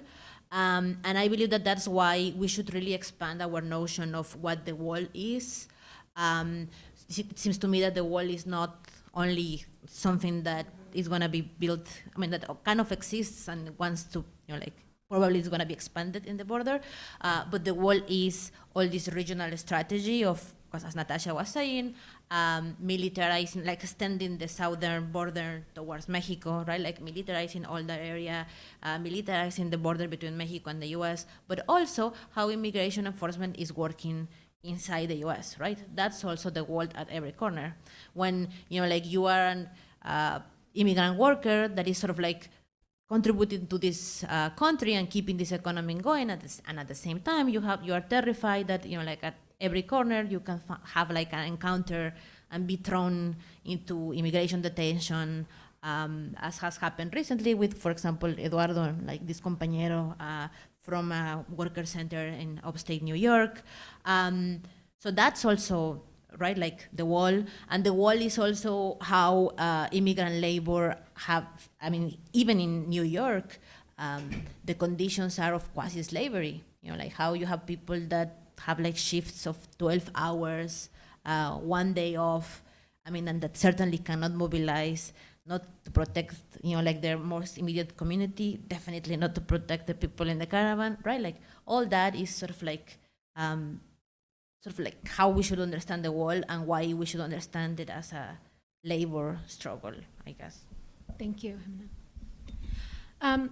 Okay, we're going to take some more questions, and I think that if you want Max to hear you, that you probably will have to use this, so I'm going to offer it to the next question.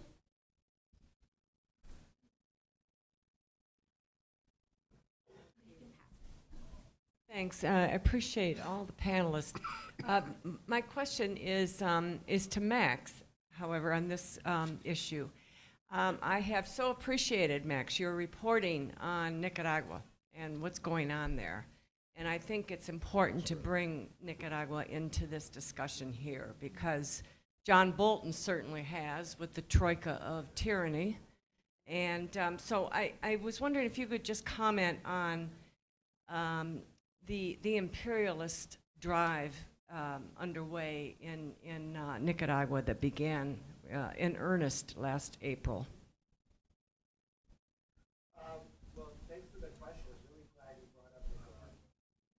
I was there in July of 2018, basically at the tail end of what was a US-backed coup attempt. It wasn't as overt as what we're seeing with Venezuela, and I think the US had good reason to kind of conceal its hand because what took place in Nicaragua was along the lines of a color revolution where it appears to be a popular uprising, and you demonize the leadership for human rights violations and for basically crushing the will of the people, when in fact most Nicaraguans were not on board with what developed into a very violent destabilizing campaign for regime change. Now, the attempt at regime change did not begin in earnest on April 18th, which is when the soft coup began. It began really immediately upon Daniel Ortega's inauguration in 2007. And this was also an important year in Venezuela because that's when the cadre of students that centers around Juan Guaido started their training through US soft power networks. I published an article called The Making of Juan Guaido with Dan Cohen at thegrayzoneproject.com, where we explain how these US soft power networks, the National Endowment for Democracy and USAID, trained Juan Guaido, Leopoldo Lopez, John Goycochea, a lot of these right-wing student figures to carry out destabilizing activities, which became the Garimbas in 2014. And basically the Garimbas became the basis for the model that was used by the mostly right-wing Nicaraguan opposition in 2018, where in opposition-heavy areas, blockades were established, barriers were established, and then they were used kind of as trenches for fighting the local security forces. In Nicaragua, they were called tranques, and at the tranques, which were basically roadblocks set up, often by criminal gangs, there were many rapes, there were many killings, motorists who were extorted. In one case, an unarmed community police officer who worked with at-risk youth named Gabriel Vado was dragged to death by a truck and then had his corpse burned on camera at a tranque. In another case, Sander Bonilla, who is a young Sandinista activist that I interviewed, was captured at a tranque and taken to an unknown location where he was tortured. He had plastic bags dripped on him while priests presided over the torture because the Roman Catholic Church was heavily involved in the coup in Nicaragua. But the point that I want to make is that the groups that oversaw the coup attempt in Nicaragua were trained and funded by the same US soft power groups that have been behind Juan Guaido and the Popular Will Party that he comes from in Venezuela, the National Endowment for Democracy and USAID. And a lot of that funding really started coming through in 2007 towards the end of the Bush administration. And there's another interesting component about Nicaragua that you should be aware of. I don't know, those of you who've been in the debates about Nicaragua, who've stood up against regime change, would be familiar with the fact that there is an element in the left that really was on board with regime change. And they're connected to and often have friendships and relationships with a party in Nicaragua called the MRS, or the Movement for the Renovation of Sandinismo. And I revealed in an investigation I did for Mint Press that this party had been funded by the US through those same soft power organizations to fragment the Sandinista movement from within the left inside Nicaragua. And a lot of the kind of wealthier Sandinistas, they call them scandalistas, because they're always looking for different scandals to promote within the Sandinista movement, were funded through this group. Gioconda Belli, who is an extremely affluent poet and writer, is a prominent MRS figure. Monica Boltadano, who's a supposed social democrat and a radical feminist, is in with this group. And they often run these NGOs, which are funded by USAID. And they've been very effective. Although they can't get elected to dog catcher in Nicaragua, they have less than 1% support. They've been very effective at fragmenting and undermining solidarity for the Sandinistas in the West, because these are the Sandinistas who are wealthy, who look like me. They're lighter skinned, they speak English, and they make friends with prominent journalists, including Stephen Kinzer. He's very close to them from the Boston Globe. And so he goes off script on regime change when it comes to Nicaragua because of his wealthy MRS friends. But this is a US-backed party. The US has done, electoral get out the vote activities for them. And so we need to see how sophisticated the US has become since the end of the Cold War. It isn't the CIA coming in and doing palace coups anymore. They're doing what they call democracy promotion and all kinds of what they call nonviolent training, and it often winds up to be very undemocratic and violent when they decide to mount a coup. What makes Venezuela so special right now is that it's just all out in the open. It's just like everything with Trump. He's taken everything the US always did in secret and lifted the mask on it and just put it all out there for everyone to see. So again, it's important to recognize Nicaragua in the context of Venezuela as well as Cuba. When John Bolton says that there is a troika of tyranny, what he's saying is that Venezuela is the anchor of these socialist-oriented governments, Nicaragua. And after they take down Venezuela, they're going to move in on Cuba, declare a sponsor of terror, and then they're going to move in on Nicaragua. And not one single member of Congress voted against the NICA Act, which is a de facto economic blockade on Nicaragua. So keep Nicaragua in mind when you're opposing US policy in Latin America. Defend what's happening there, because the Sandinista movement has been very effective at on a small scale, alleviating poverty and building infrastructure and making the lives of people who've been excluded and ignored better with very little resources. And I've seen it, having been in Nicaragua before the Sandinistas came back into power and after. So it's important to keep it in mind. Thank you, Max. So I will give the other panelists an opportunity to also respond to the question on Nicaragua, but what I want to do is maybe take 3 to 4 more questions and comments, and then have all the panelists, including Max, address them. And if your question is addressed to one person, then let us know. If it's for the whole group, let us know. And you can use the mic so Max can hear you.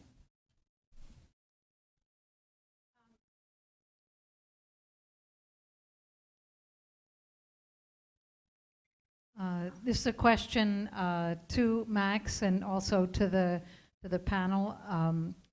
And Max is a signer on the No War on Venezuela statement.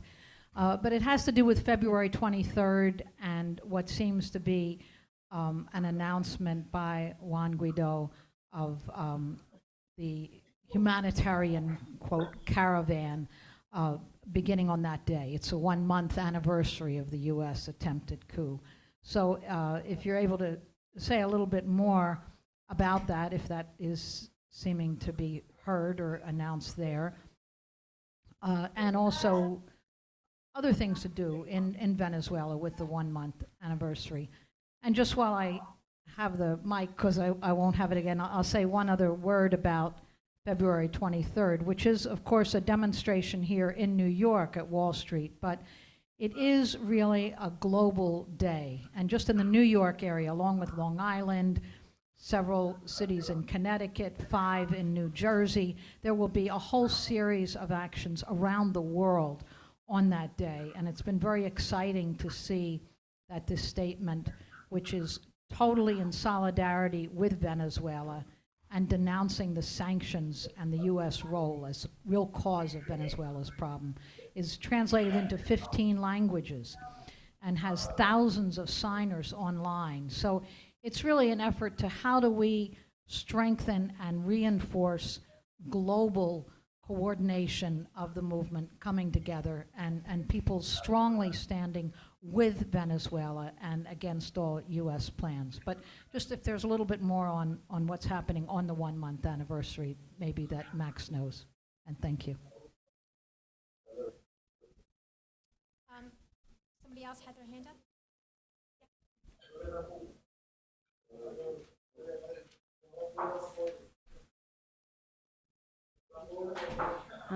My name is Lucy Pagoada Quesada, and I'm very happy to be here today. I thank you all for the amazing presentations you all gave, and for the audience, it's so amazing. I am the official representative of the FNRP, the National Resistance Popular Front in Honduras, and the Libre Party, which is the political arm of the resistance in Honduras, coordinated by President Zelaya, who to me is, and to us in Honduras, is the first victim, right? A leader, popular leader of the people, who was brutally expelled in 2009. It is 2019 now, and this is the 10th anniversary very soon, the 10th anniversary of the coup. The coup happened in 2009, June 28, 2009. So thank you for bringing in this whole concept of US interventionism in Latin America is very important, and I agree that we need to make all of the connections. I'm just very briefly going to say that to us, the United States came back extremely violent after their wars in the Middle East, and it started with Honduras in 2009. And ever since, they haven't started either perpetrating coups, like the one in 2010 in Paraguay, which we cannot leave out with President Lugo. And then after that, the attempted coups of the progressive leaders of Latin America, because we also have to be positive about this. There is something very positive about it, and I also like to look at the positives. When the United States decided to go back to look into Latin America, it is because something very important was happening there, and it's called 21st century socialism, right? Led by President Hugo Chavez, woohoo!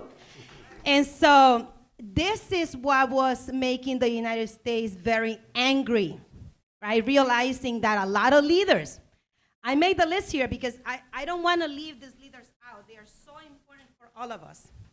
Of course, Venezuela, President Hugo Chavez. In Argentina, there were the Kirchners. In Ecuador, there was President Correa. In Bolivia, there is President Evo Morales, still leading the Bolivian revolution. In Honduras, there was President Zelaya that, as Ximena said, he was not a revolutionary, right? But he was making very good alliances with all these leaders in Latin America. One of them was signing with ALBA, the Bolivarian Alternative for the Americas, and with Petrocaribe, which for the empire represented the first breakthrough monopoly of US companies in Honduras. And you know, once the pocket of the empire and neoliberalism is touched and capitalism, that's when the United States gets very angry. So also, what was going on in Brazil with President Lula, right? What was going on in Uruguay, and even with Paraguay, there was all these progressive leaders going on in Latin America. It was a great time for Latin America. And the United States realized that. And that's what they're trying to crush. That's what they're trying to stop. Then we also had El Salvador, right, with the FMLN government. And we have Nicaragua, and of course we have Cuba. So a lot of wonderful things were happening in the region that the United States was very unhappy with. But I'll tell you this much. I do believe that the people of Latin America are fed up. We are tired in Latin America and in here, and we are not willing to take the abuse of the United States. So people are fighting back, just like we see the amazing fight in Nicaragua, just like we see the amazing fight in Venezuela, just like you don't see the amazing fight in Honduras, but it's happening. And it's happening here too. So what I'm saying is that the people of Latin America are resisting. We're not gonna stop resisting, and that's very important. We need to stay optimistic, and we need to support the people of these countries, because we're not going down. We're not just taking the United States abuse for granted. We are fighting back, and I believe that when we stop the US, because we are gonna stop the US from intervening in Venezuela, that's gonna set such an important example to us. That's why we need to defend our revolution the same way that we need to defend the revolution in Nicaragua and the revolution in Cuba and all the processes that are going on. And we see how now they're using different strategies. For example, what happened in Brazil, when now they're using different types of coup. It's no longer military, but now it is parliamentary. And it is different types of coup that they use, and they're using different strategies. We need to be very careful about that too. But what I'm trying to say is that there is a resistance of the people, and it is very much systematic, and it is very much practically everybody. Like, we understand what's going on, and we are not taking the abuse for granted. So I don't want us to leave here with a pessimistic attitude. I think that we need to look at what is happening, and we need to support the people of our region. And we need to look at what's happening in Haiti, because we cannot leave Haiti out. We also need to come up for Haiti and speak up on behalf of Haiti and the resistance in Haiti. Thank you very much.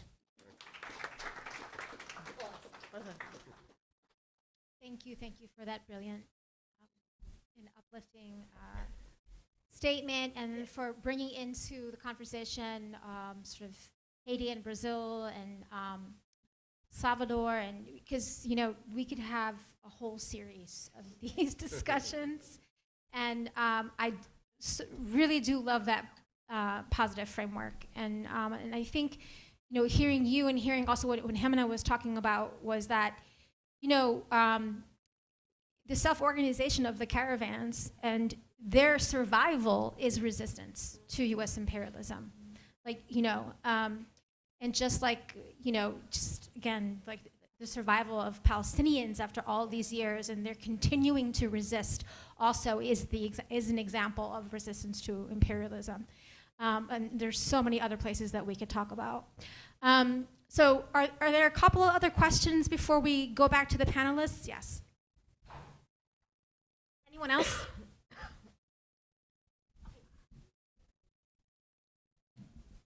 Yeah, I just wanted to ask real quick to everyone in the panel, how would you propose to respond to those folks who, and there's many of them in the United States who would like to be in solidarity with Venezuela, with Honduras, with El Salvador, but like to kind of Monday morning quarter or backseat drive what people in Venezuela really ought to be doing, or what people in Honduras really ought to be doing to fight imperialism, when our role here is to defend them, against U.S. imperialism and trust their decisions about what the best route forward is. And I just wanted to ask, everyone here, what's the best way to respond to that kind of, backseat driving? And I just wanted to add real quick, if you are interested in February 23rd, there's a meeting this Saturday at 3 p.m. to plan for all those actions. But anyway, Monday morning quarterbacking, backseat driving. How do we respond to that? Thank you. Thank you for the question.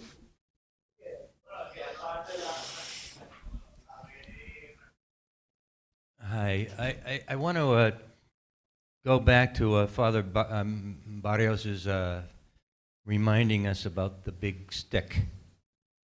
The big stick being principally U.S. military power in service of U.S. imperialism. And so I want to suggest that one of our roles in supporting the self-determination of peoples throughout the Americas and around the world, is to start challenging the vast military power that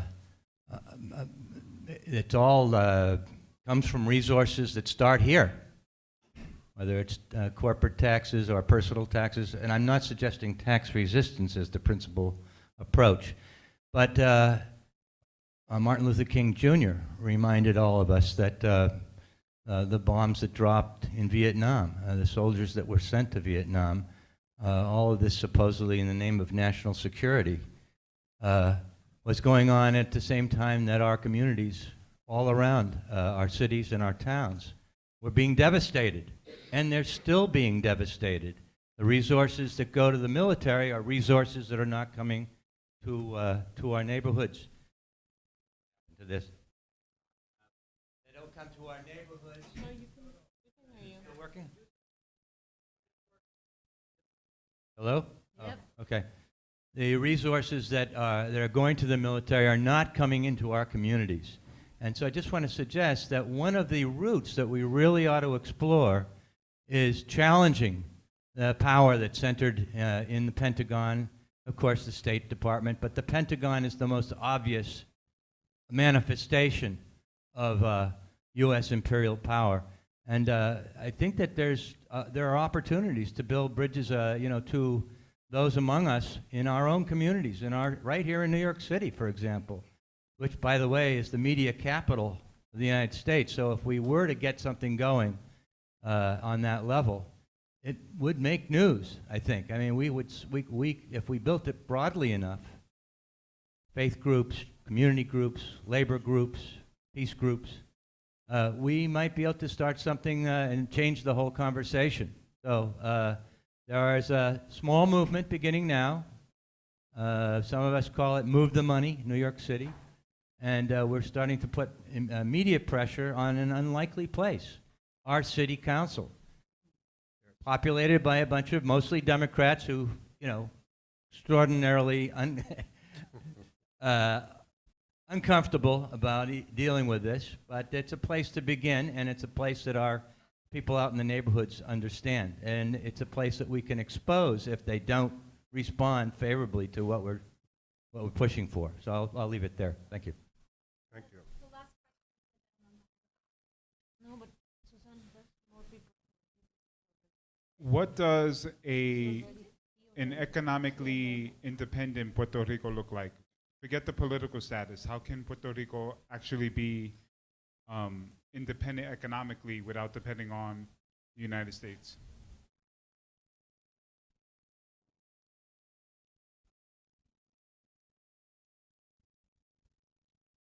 My question is for say Latinos in the diaspora living within the empire, dentro del imperio, we resist this empire, we oppose it, but there's a lot of, resources that we have in the empire. And I think my question is how do we utilize the resources that we're able to gain and pull within the empire to help our people out in Latin America to be anti-imperialist? And as well as, I had one other question is also pertaining towards our youth within the empire that falls victim of poverty, of displacement, of drugs, of gangs, of how do we get that youth who are in gangs, gang members, involved in this type of work of decolonizing them and making them more anti-imperialist?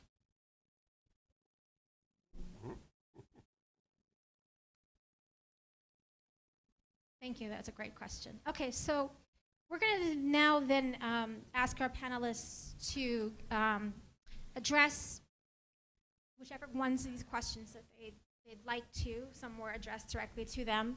And maybe spend about 3 or 4 minutes each sort of answering the questions and wrapping up. I mean, unless you guys want to stay much, much longer. But I would also then add to your considerations by, Max earlier mentioned Ilhan Omar, the Somalian congresswoman, I mostly think that a lot of this kind of like progressive electoral politics is a bit of a distraction from our work.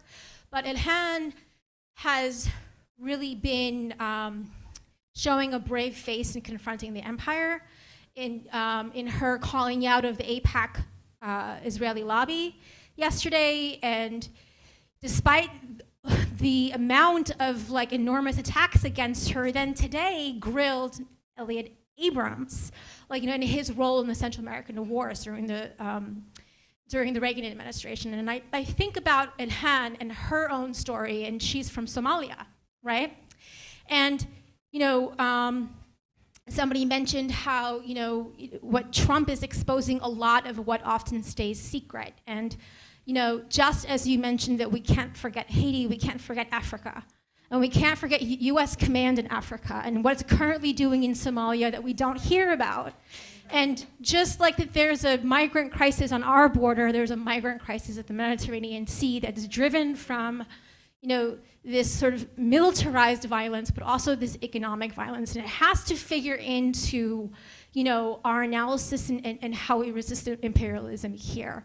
I just wanted to put that out there. And and there's also, one of the questions that I had for the panelists was that, I think there's a lot of people who also think that it's important to continue to center sort of a racialized lens to what's happening in these countries as well, and how, the impact on indigenous and African communities in places like Honduras and Venezuela, and how, not only is it we see this dichotomy of the ruling class and the poor, but we also see sort of a racialized dichotomy as well, and and how important is that for our analysis and our conversation. And so let's start maybe with Max, then.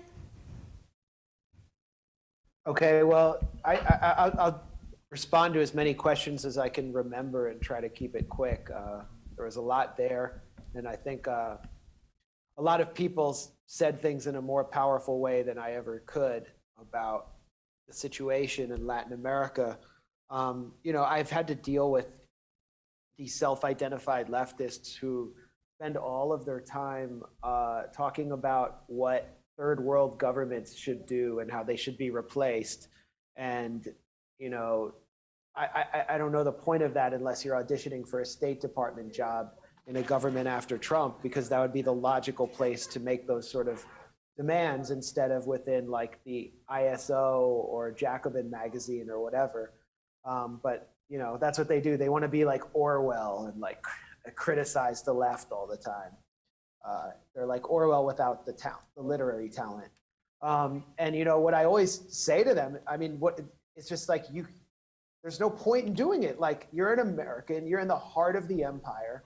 The only thing you can do on Venezuela is to demand that your government stop these sanctions. And it's important to remember that when Nicolas Maduro's government offered humanitarian aid to the United States after Hurricane Harvey in 2017, the Trump administration had already sanctioned his government 3 times. And of course, they refused the aid.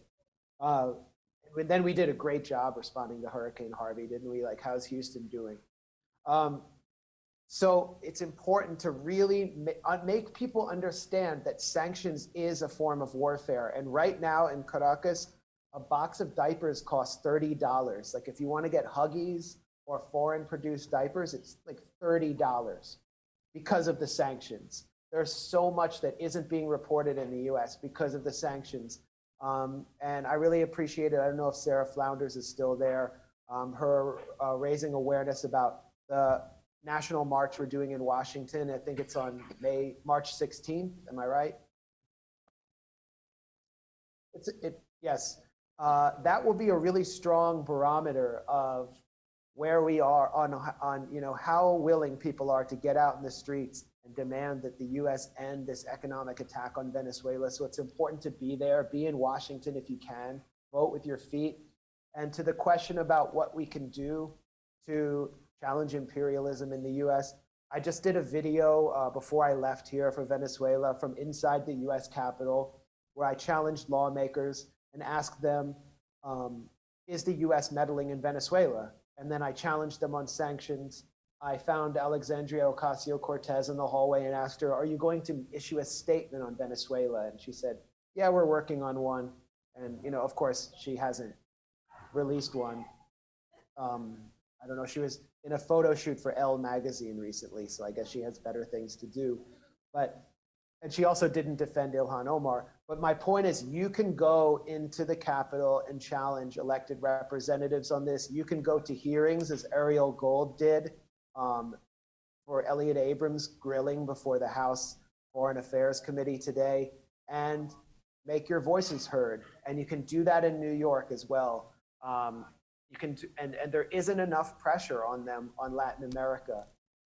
Finally, just because I heard a question about, you know, at-risk youth and anti-imperialism, and it's just a point I wanted to make, just about consciousness, which is that Trump constantly invokes MS-13 as this boogeyman to scare up white votes, scare up white working class voters.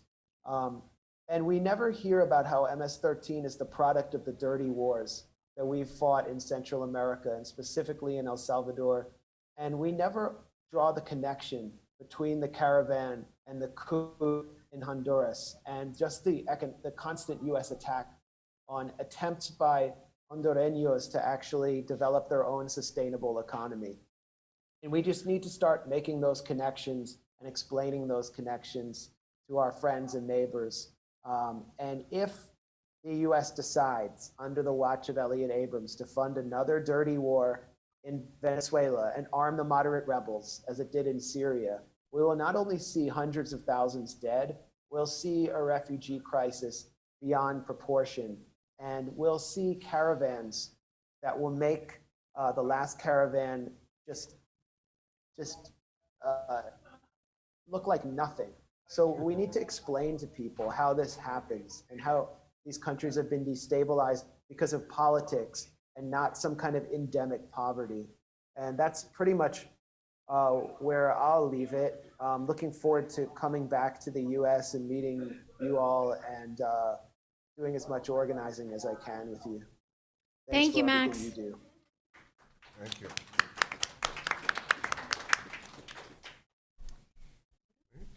Okay. Just putting a little more about what Marx was saying about this criminalization of street gangs. I'm going to invite you to read a book that I wrote with David Brotherton, John Jay, Gangs as Social Movement, which is a Marxist approach of the so-called epidemic gangs in the US.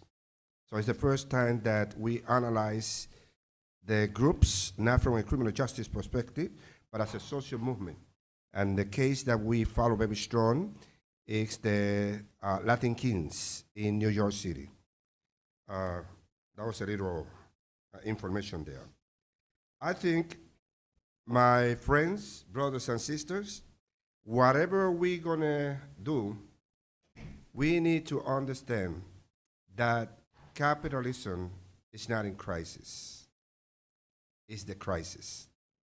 So whatever we're planning to do, for good or for bad, need to be some kind of anti-capitalist approach. Second, I don't want you to get out of here without hope. There is hope, okay? Don't get depressed. Don't start jumping all over the places and throwing the towel. The dialectical praxis always tell me that oppression always produces the resistance. That is there. It's there, it's always been there. And I have a principle that I learned a long time ago in activism. I always like to share that a bad action is better than nothing. Okay? Doesn't matter you think it's bad, just do it. It's better than just sitting there doing nothing. So it's a very interesting principle in activism. Second, it's not in the Bible, but I'm talking to God to see if we can put it in the Bible. So I like what Facundo Cabral always say. Hay gente que jodiendo se joden. There are people that are fucking around, they get fucked. Okay? So that is hope for me. Because this country with the government go places and then they go into asking why they hate us, why they hate you, okay? Advertising people, if you travel to this country or the other, do not let people see the USA passport. People get pissed off when they see the USA passport. We've been doing so many kind of nasty things against people all over the places that people associate us as part of the enemy. So the more I listen to people, the more I understand we need to go back to Paulo Freire 101, pedagogy of the press, raising consciousness, okay? And I really like the Jehovah's Witness approach. You throw them from one door, they come to you to the other door. They do not give up. So why, if I have a message, why is that I do not dare to do exactly what they're doing? Going out, knocking door, because I want to talk to you about a change, a revolution, something that is very important. Trump, in his last speech to the nation, he quoted the word socialism for the first time. Okay? They are scared. This is a very good signal. They're scared. Okay? So we need to take advantage of that. Let's break the silence. Okay? With whatever is that you can do. How can Puerto Rico create some kind of economic independence? I'm not really sure if that is possible, but I'm a strong believer in the independence of Puerto Rico. I'm a socialist from the beginning to the end. So I think we can build a healthy relationship with the U.S. if they want it. They don't want it, get out of my way. Okay? It's not that we're rejecting. It's that we're saying, let's sit down at the table in a fair relationship.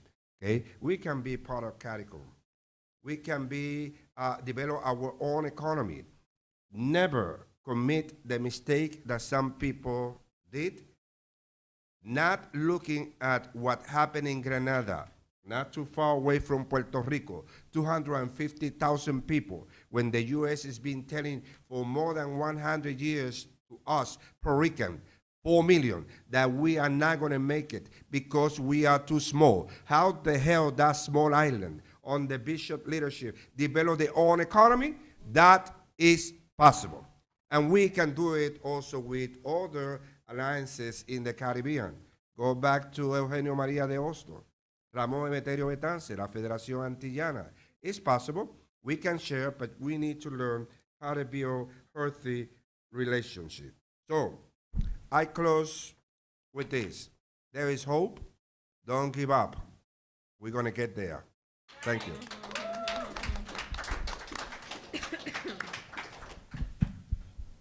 It's always hard to follow him. I'm going to combine a couple of the questions about the role of what folks here can do. First, from I think what you call like Monday morning quarterbacking, right? I think what that services for me is that there really are folks on the left that believe the U.S. discourse on some level, right? We believe the rhetoric of human rights crises and concerns about democracy, and so it's a moderated approach, right? We want light intervention. We don't want full-on military intervention, but yes, something should be done, right? Some kind of sanctions, some kind of interventionist dialogue, and that is our left.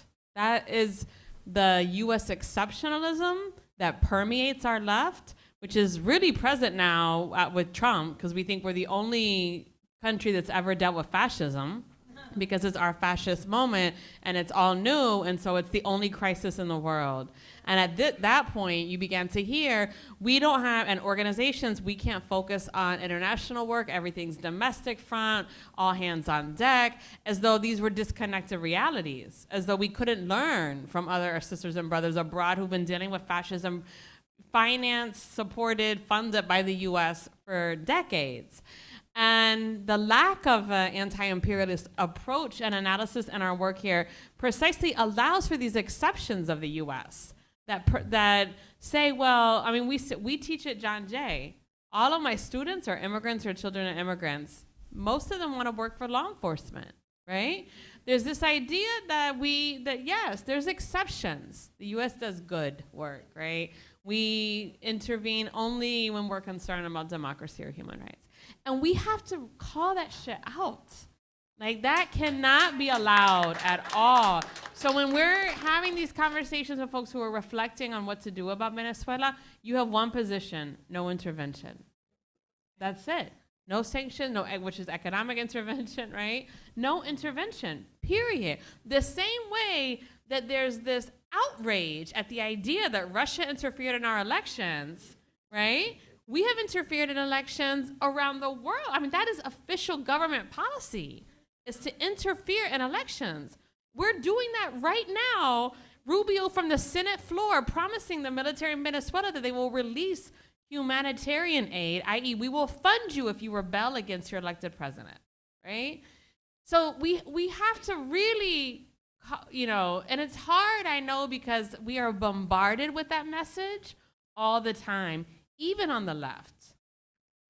And it's really immigrant communities with connections to policies that have either driven forced migration or that we continue to see the impact of U.S. imperialism abroad that are trying to try to think of ways, well, what is our role here living in empire?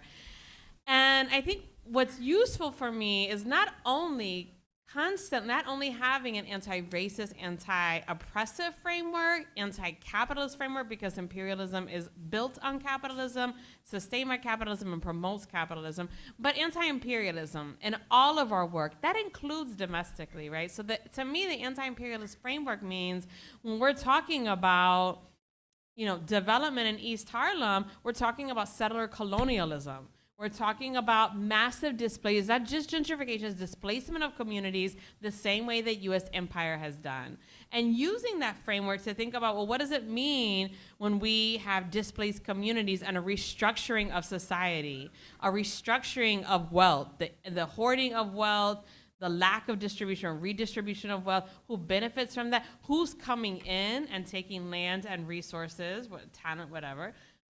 That is an anti-imperialist framework that allows us to think about our own organizing here and who are we after? Capital, right? Power. What is the source of that power? Who are we challenging with that? And recognizing that there isn't any distinction between when we talk about what's happening abroad in our name and calling that out and saying we refuse to be complicit by what our government does in our name with our money. Right? We reject that exclusively, and how they're funding that here as well to displace and target our communities. And that the policies that we talk about, war on terror and border security, are the exact same policies here. It just means that the government, our government, is creating the legal justification to not just, intervene, but to spy on the same people here, to issue surveillance. I'm sure if you go into many black communities, they'll say, yeah, we are under occupation, right? There's not a lot of difference here between, parts of Puerto Rico or Palestine. The other thing that I would say about what we can do is every single struggle needs to center Puerto Rico as part of its struggle, and Palestine, right? We cannot talk about imperialism and colonialism and not talk about the U.S. as colony. It can't be Puerto Rico or Puerto Ricans, right? It is what your government does on your behalf with your funding in your name. Puerto Rico has to be everyone's issue, right? The same as Palestine. We have to talk about that. Everyone. Yeah.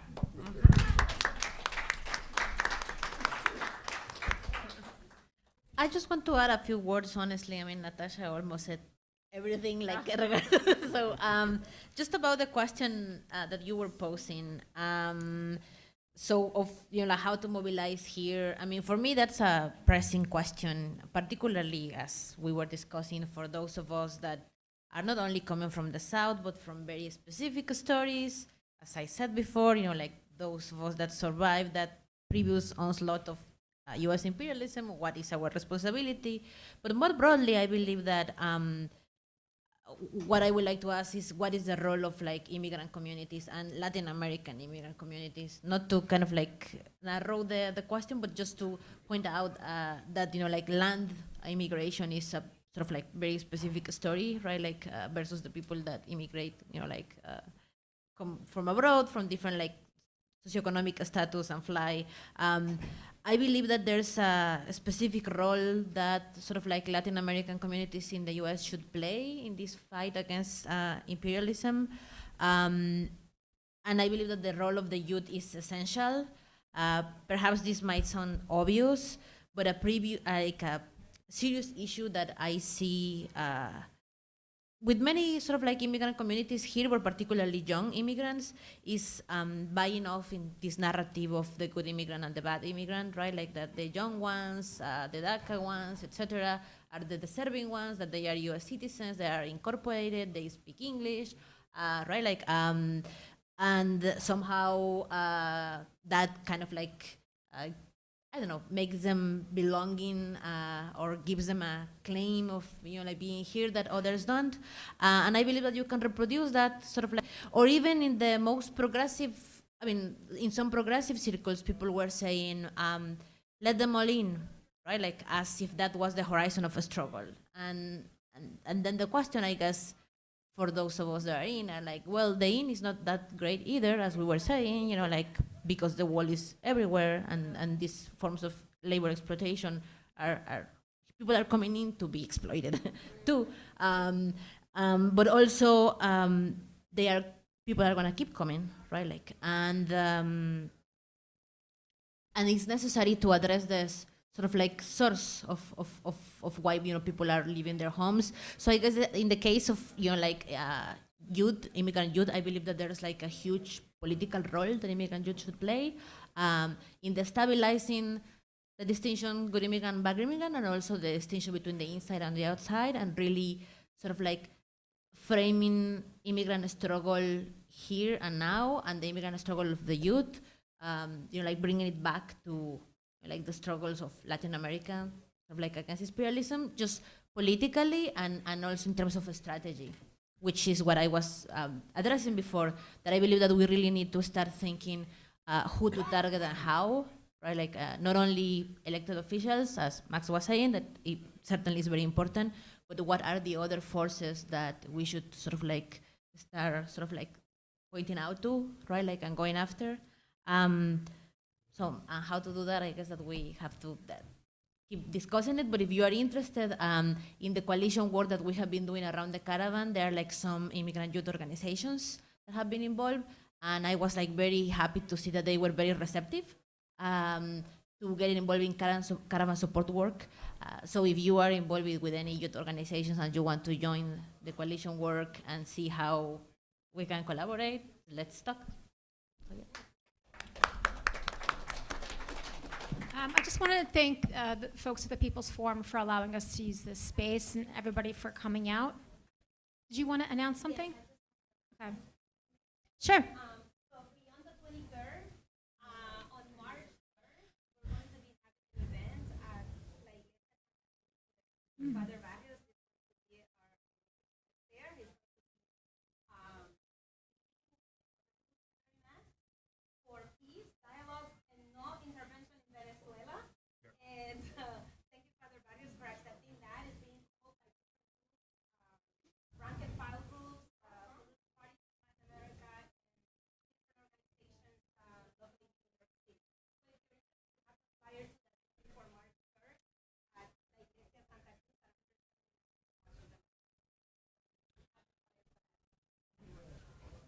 Thank you. Lucy, just pass it around, yeah. You know, since she just made an announcement, I'm going to make another announcement. Because, you know, we talked about centering immigrants and workers and seeing imperialism and immigration, you know, through labor. And one of the organizations that I work with through the Food Chain Workers Alliance, my day job, is the Laundry Workers Center. I think many of you might be familiar with them. Well, they've been supporting a group of workers from laundromats throughout New York, who have been organizing for rights in the workplace, and they have a very important action happening this Saturday, actually in Brooklyn, and I have some flyers up here for you to take. And if you want more information, let me know. Thank you. And I should say that the laundry workers are one of the organizations that have been very receptive about, Yes. helping as much as they can with caravan support work or anything else. Even if they are sort of like already battling with capacity, they still take this seriously. So thanks everybody for coming. Thank you.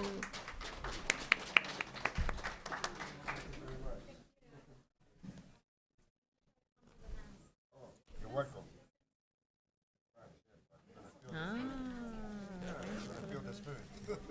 Nena, felicidades.